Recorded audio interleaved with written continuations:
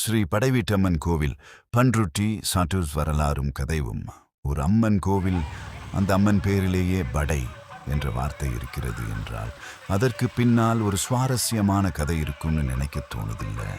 பன்ருட்டியில் அருள் பாலிக்கும் ஸ்ரீ படைவீட்டம்மன் கோவில் அப்படிப்பட்ட ஒரு சிறப்புமிக்க அம்மன் தலமாக சொல்லப்படுகிறது.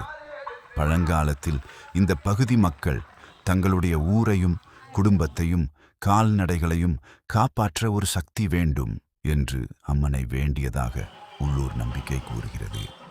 அந்த காலத்தில் ஊருக்கு பல்வேறு துன்பங்கள் வந்தபோது மக்கள் ஒன்றாக சேர்ந்து அம்மனை வேண்டினார்களாம்.